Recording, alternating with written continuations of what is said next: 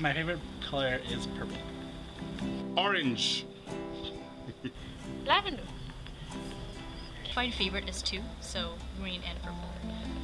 My favorite color is the color of my tie. My favorite color is green.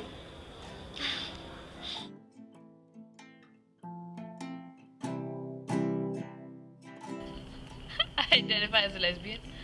So I am a UC Berkeley student, currently studying English, and I intend to be a doctor someday, and I identify as a gay cisgendered male. I identify as a Pinoy queer boy of normative ability. I identify as cis. I identify as fat. I identify as a brother and a son. I identify as a fourth-year Cal student, soon-to-be educator, and also as a queer Korean male. I am an asexual, agender linguist. I identify as a senior, but not like old age, like a fourth year, and a Californian and a lesbian. If in the communities and dance clubs, I tend to identify as Latina femme. On campus, I tend to identify as faculty member in gender women's studies. When I pick up my kid at school, I'm identifying as a mom. So how I identify really depends on when and where and why I'm identifying. I'm a human being. Identify as being queer and Asian and awesome. I am a queer Bahamian. A dog lover. And as a sister of Fine Eye, I identify also as a queer API woman. I also strongly identify as a lover of mac and cheese and good beers. I am a student at UC Berkeley and a member of Gamma Rho Lambda, which is the queer and ally sorority on campus. And I like girls. Queer for me is a term that describes everything in LGBT and everything in between. So essentially, if you're non-mainstream, you're queer.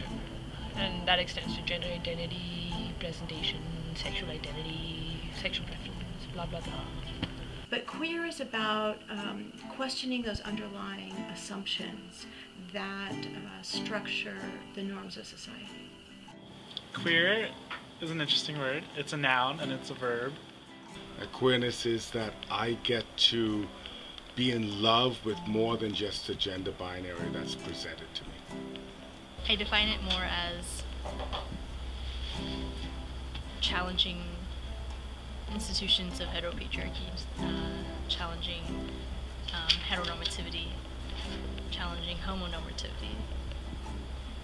My gender is like a chameleon in that depending on whatever situation I'm in, whoever I'm with, it, changes color from here to there.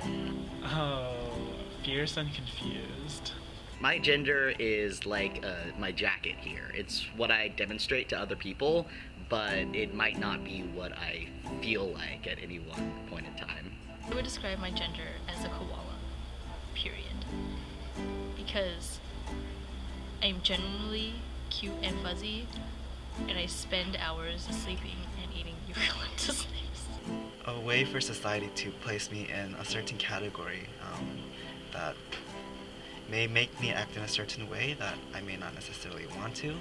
And so gender is both how you see yourself and how other people see you. That's a conversation. Sexual orientation is to gender presentation as apple juice is to a car. I don't see a real, like in my mind there is no real linear relationship. There could be, but there doesn't have to be. Gender, sexual orientation, socks is two shoes. Because sometimes they match, and then sometimes they don't.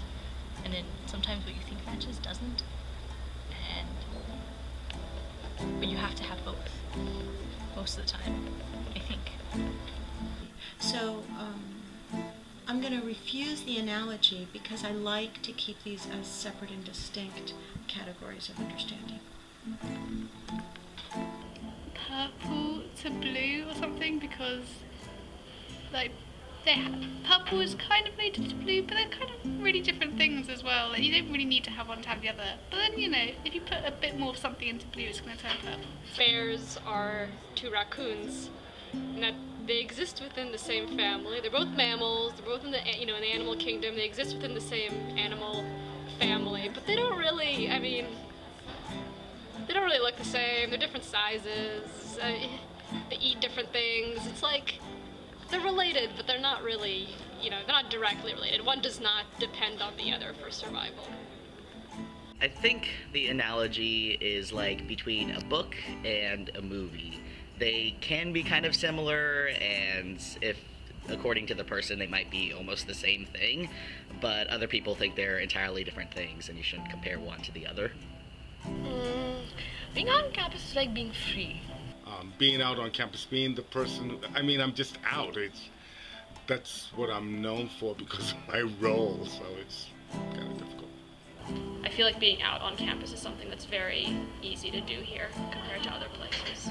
It's been really great for me. I've met a lot of really cool people that I don't think I would have known otherwise.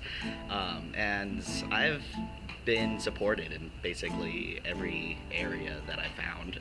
I would say find queer community everywhere. You just have to look for it. I seriously find queer community everywhere in like all my circles. I find it at home, at my co-op in law, and I find it at geneq, my internship, and I find it at work, my work study, and I find it at CALSO, which I'm a part of. And I'm really happy to have so much queerness in my life. I find queer community wherever there are dope-ass folks who want to engage in these struggles with me.